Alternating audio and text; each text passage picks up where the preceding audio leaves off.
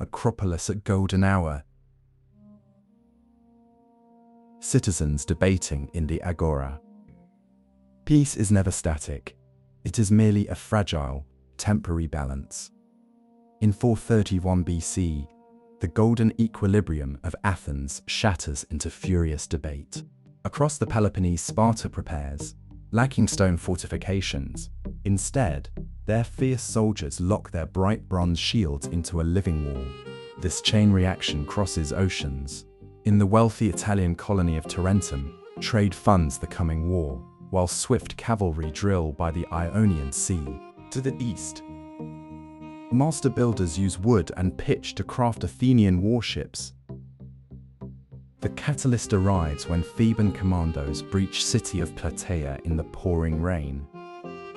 Bronze clashes in the daylight and the Peloponnesian War ignites. Sparta strikes first. A massive army marches on Athens, burning their precious olive trees to ash. Spartan burnt suburbs like Acharnae. Thousands of terrified families are forced to flee. They cram together between the giant walls of Athens. Amidst the panic, Pericles commands Athens to ignore the burning earth and look instead to the sea, where their mighty navy is unstoppable. From Piraeus, the great naval engine launches. Athenian marines scorch the Spartan coastline, answering fire with fire, until Brasidas, a daring Spartan officer, charges the surf to break their momentum. The war widens. Rhodian squadrons, their sails marked with the rose, swell the Athenian ranks, while Tarentine fleets choke the western trade routes.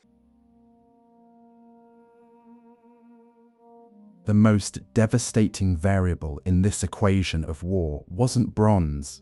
It was a silent killer that arrived on a grain ship from Egypt. Inside the crowded city walls, a terrible disease began to spread like fire. Victims with blistering skin crawl to the fountains to die. Smoke from countless funeral fires in Athens made the sky look apocalyptic. The plague achieved what the Athenian army couldn't. Terrified of the disease, the Spartan army finally fled. The disease claims Athens' greatest mind. Pericles falls. The sickness spreads relentlessly, reaching even the northern Athenian siege camps.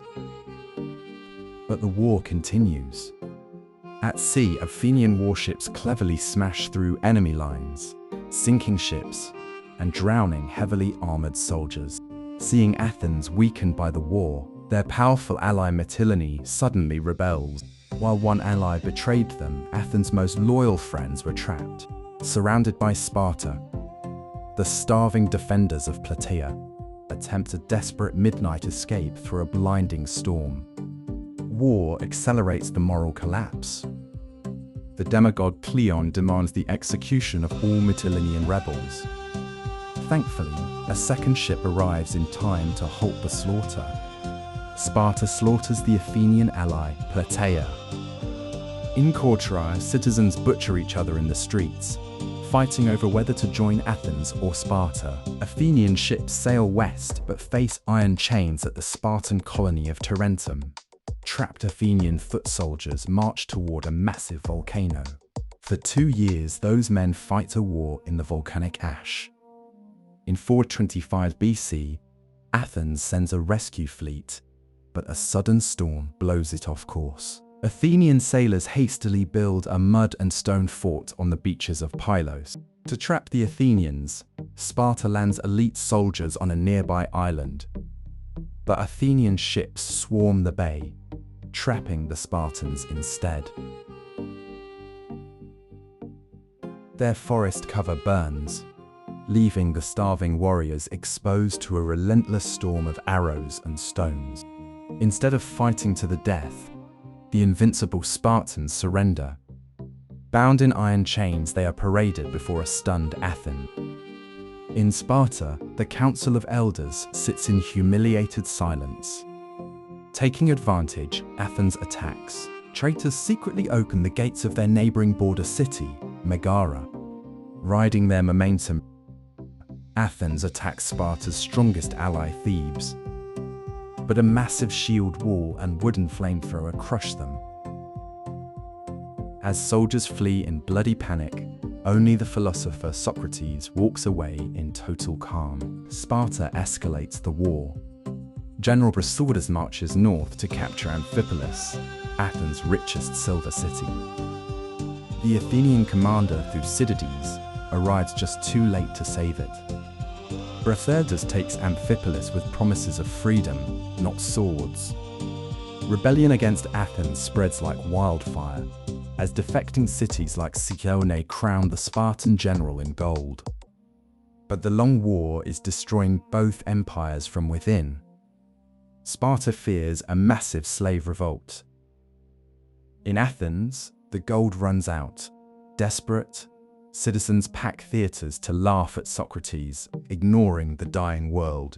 In the wild north of Thrace, the Spartan general Brasidas gathers tattooed mercenaries.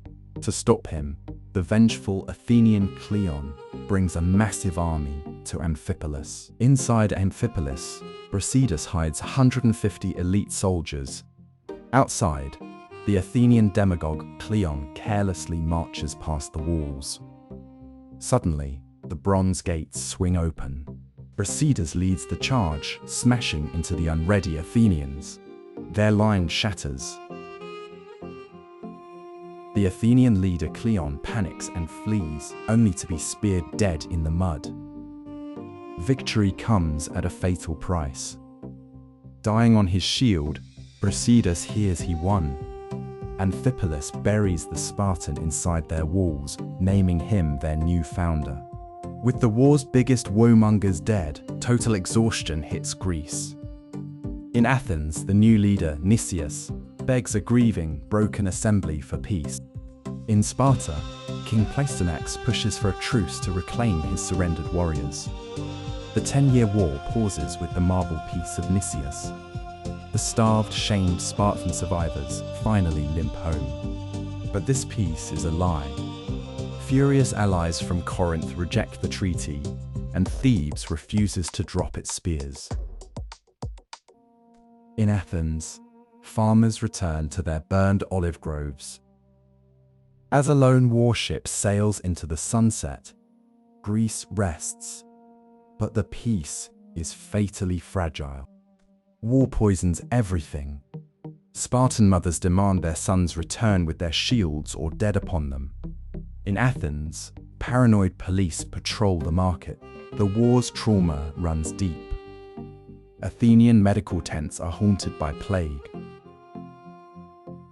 while Spartan kings endure bitter black broth. From this exhaustion, Socrates mentors a dangerous new mind. Alcibiades, the 10-year fire of the Archidamian War, has finally paused. But this peace is a fragile illusion. In our next episode, a much larger, far more devastating conflict opens up. The ink on the marble treaties will shatter. A new generation of ruthless demagogues will rise to power, using their reckless ambition to incite the entire Greek world to burn once again. The chaos will spread westward, drawing in the unimaginably wealthy shores of Tarentum and the towering, heavily defended walls of Syracuse. In this new era of absolute annihilation, no prayers and no gods will be able to save them. Once great cities will be utterly destroyed, and generations will be wiped from the earth. Endless rivers of silver will finance massive new fleets and armies, ensuring that the peace of Nicias cannot hold. Thank you so much for watching. If you enjoyed this journey through the Archidamian War and want to see how the rest of the Peloponnesian War unfolds, please leave a like and subscribe so you don't miss the next chapter. We will see you in the next video.